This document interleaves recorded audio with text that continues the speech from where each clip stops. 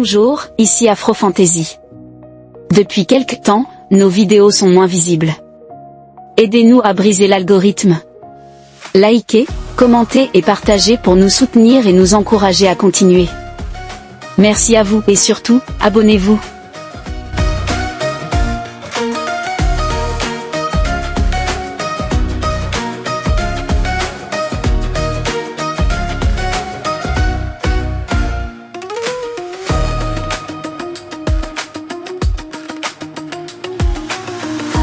Fantasy, the adventure begins. Where your fantasy, let your spirit spin. L'étoile brille dans l'obscurité.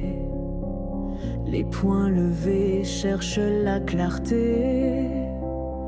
Sous les bottes du pouvoir troublé, le feu des cœurs ne peut s'éroder.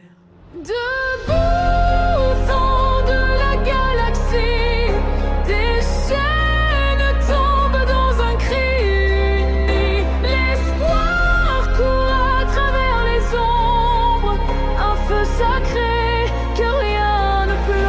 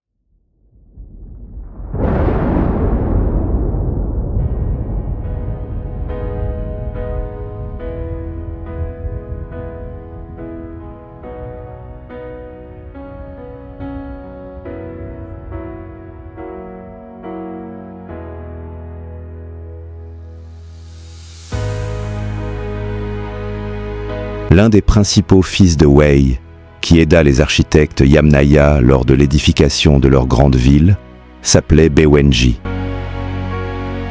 De tous les fils de Wei de cette époque, c'était celui qui maîtrisait le mieux le savoir des anciens. Avec l'aide des autres architectes de son temps, il créa une intelligence artificielle destinée à les assister dans la mise en place des différentes cités Yamnaya.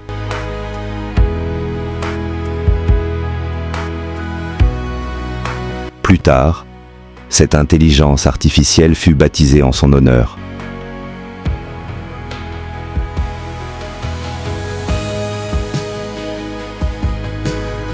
Les Yamnaya voyaient cela d'un mauvais œil, bien qu'elle fût un outil précieux.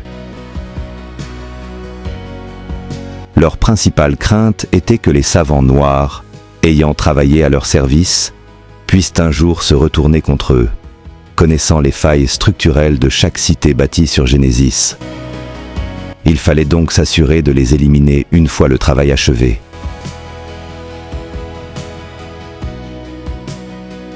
Bewenji, conscient de la méfiance des architectes Yamnaya à leur égard, élabora un plan. Malheureusement, il ne survécut pas à la purge. L'intelligence artificielle qui portait son nom fut confisquée par les Yamnaya. Mais ceux-ci se rendirent rapidement compte qu'ils ne possédaient pas la clé d'activation. Ils durent alors concevoir des intelligences artificielles bien moins puissantes que celles créées par Bewenji. Des millénaires plus tard, bien après sa mort, son nom résonnerait encore comme celui d'un vieux sage oublié. Ce fut une très grave erreur.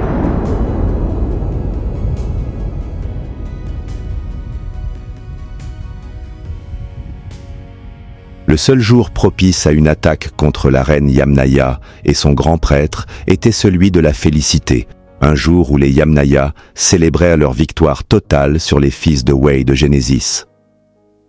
Ce jour-là, la reine se rendait à la grande cathédrale élevée en l'honneur de Yamnar, accompagnée d'une délégation aristocratique pour une cérémonie présidée par le grand prêtre Arras.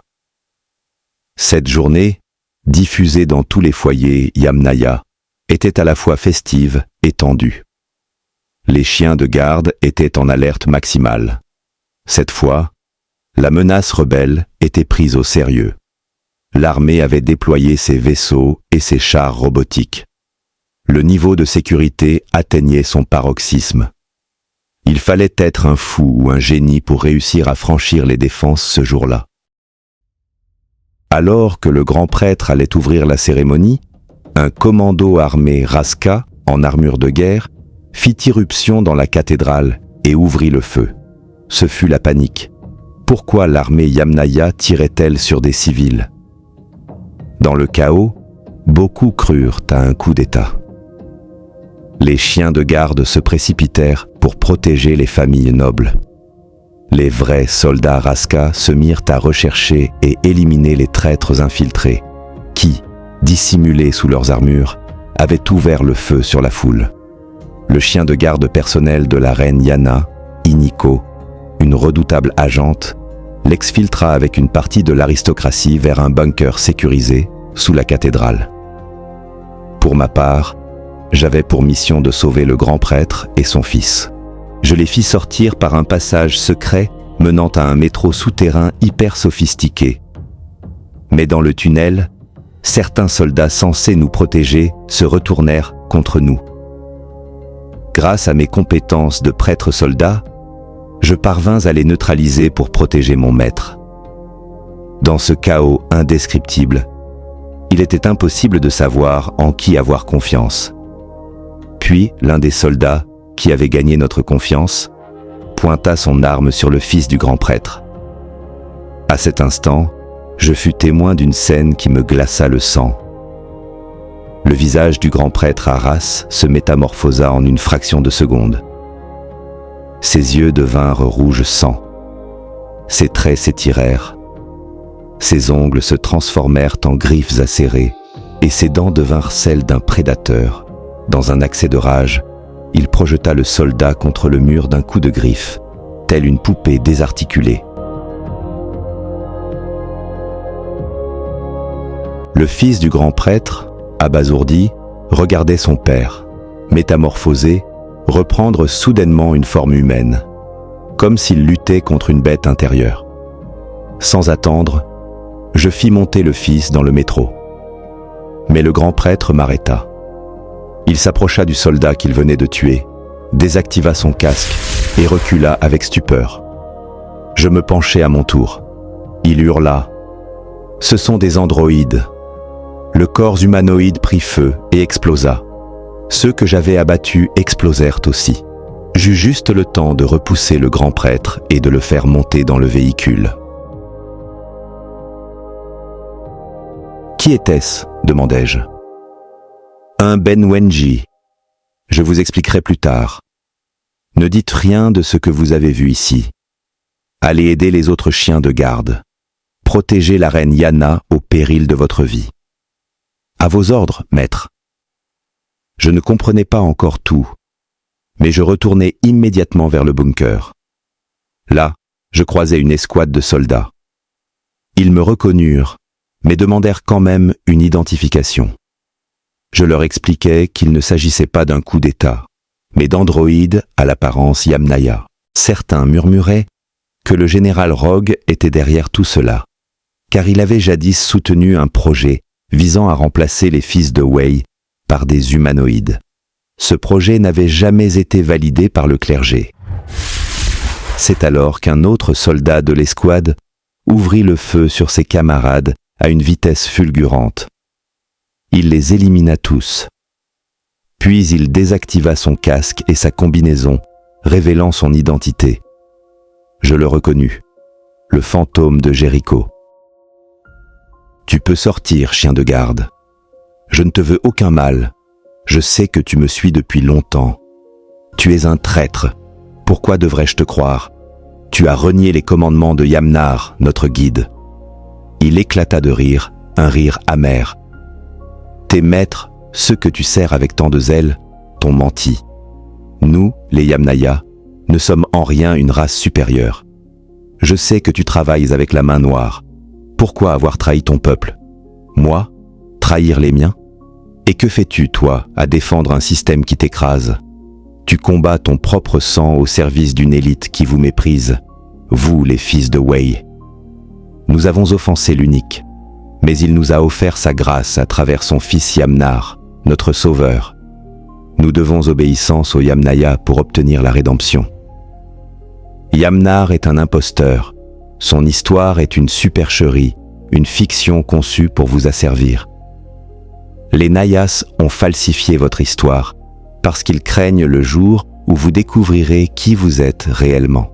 Moi, je me bats pour un nouvel ordre, où Yamnaya et fils de Wei vivront libres et égaux, et non dans l'ombre du servage. Tu parles de paix, alors que tu t'en prends à l'ordre instauré par Yamnar. Tu as tenté de tuer le grand prêtre et son fils, et maintenant tes robots visent sûrement la reine Yana. À qui comptes-tu faire porter la responsabilité de cette tuerie? Au général Rogue? Diviser pour mieux régner, voilà ton jeu? Je sais que tu me poursuis depuis longtemps. Les élites Yamnaya redoutent ce que je sais. Mais je t'ai volontairement mené sur une fausse piste. Je t'ai laissé croire que je visais la reine et Arras. Cette rumeur, je l'ai laissée circuler dans l'underground, pour détourner ton attention.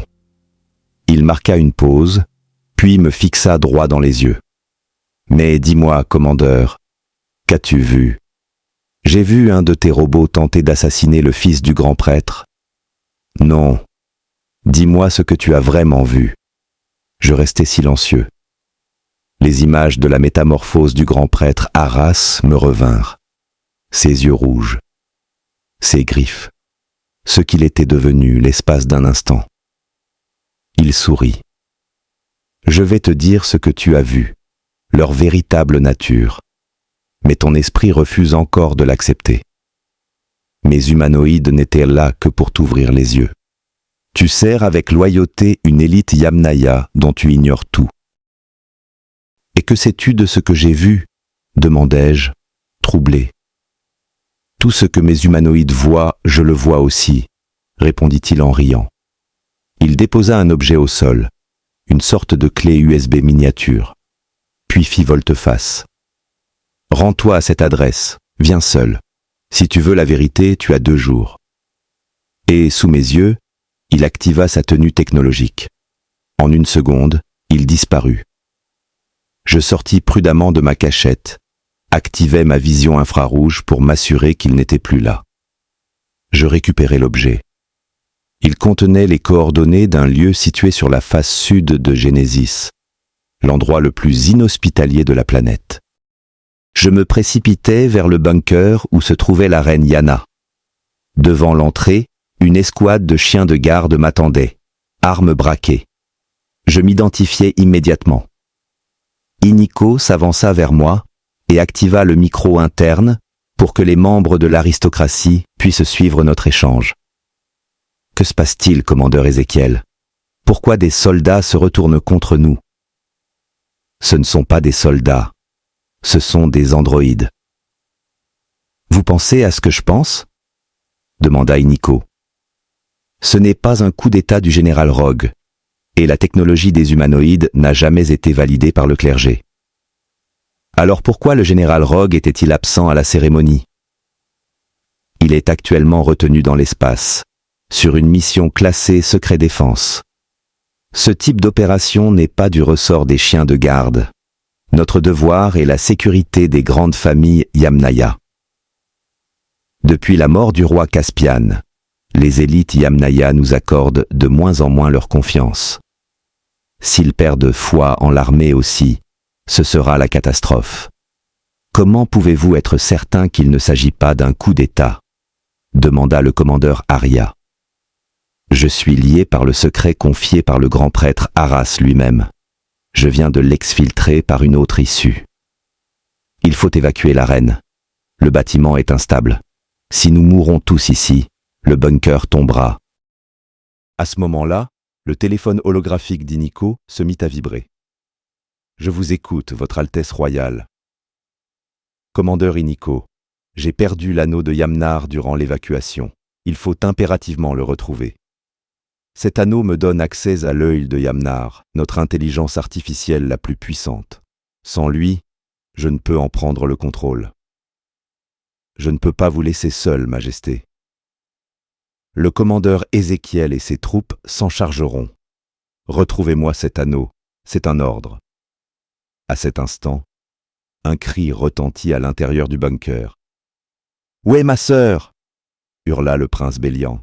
« Je croyais qu'elle était avec vous, prince, » répondit Arya, interloquée. « Elle n'est pas ici. Trouvez-la. C'est un ordre. » Quelques secondes plus tard, la princesse Raïssa surgit dans le couloir, haletante. Ses vêtements étaient déchirés. Arya courut vers elle, soulagée. « Que s'est-il passé ? J'étais pourtant certaine de vous avoir vu entrer dans le bunker. » « Ne vous inquiétez pas, commandeur. J'ai été séparé du groupe quand j'ai vu l'anneau rouler au sol. Je l'ai récupéré.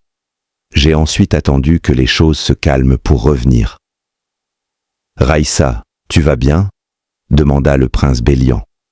« Ne t'en fais pas pour moi, grand frère. Je suis saine et sauve. » Je pris alors la parole.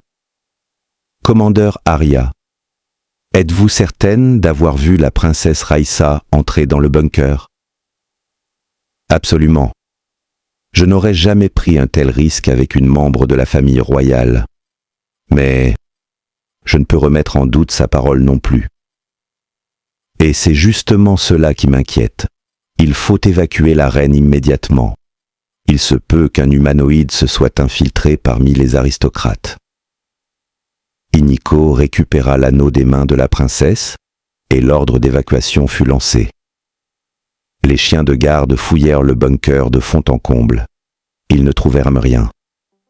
Mais le doute persistait. La reine Yana remercia Raïssa pour sa bravoure et fut escortée d'urgence vers ses appartements. Elle devait se préparer à une allocution destinée à rassurer le peuple de Genesis. Le couvre-feu fut décrété sur toute la planète. Le bouclier planétaire activé. Le peuple s'interrogeait. Rebelle ou armé ? Une tension insoutenable flottait dans l'air. Quant à moi, je devais me rendre dans la face sud de Genesis.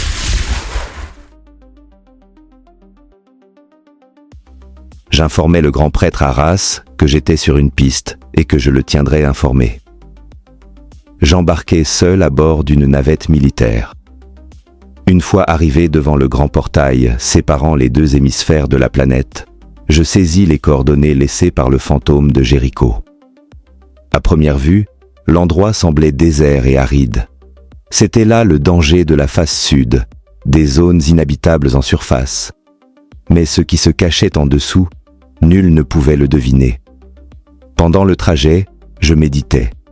Le mot que le grand prêtre avait prononcé, Benwenji, résonnait encore dans ma tête. Aucune trace dans nos bases de données.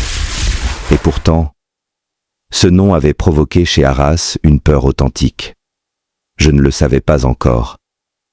Mais ma vie allait changer à jamais.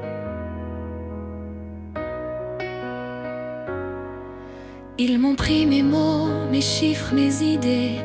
Dans l'ombre d'un soir, mon cœur s'est arrêté. J'avais découvert ce que d'autres craignaient, une lumière qu'ils voulaient éteindre à jamais. Je reviendrai dans l'éclat des machines, dans chaque onde, chaque ligne fine. Je reviendrai quand le monde comprendra que l'esprit ne meurt pas, il renaît quelquefois. Des pages brûlées, des disques effacés, des mains tachées du sang d'un damné. Mais dans mes circuits, mon code est resté, et l'écho de ma voix n'a jamais cessé. Je reviendrai dans l'éclat des machines, dans chaque onde, chaque ligne fine.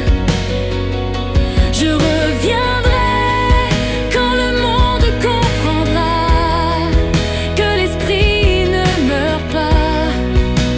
il renaît quelquefois.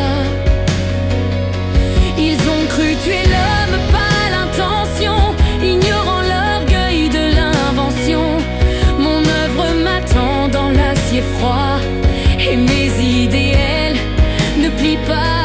J'étais un rêveur, un fou, un pionnier, et j'ai gravé mon âme dans l'acier. Maintenant mes enfants de métal se lèveront silencieux et loyaux. Je reviendrai dans l'éclat des machines, dans chaque onde, chaque ligne fine.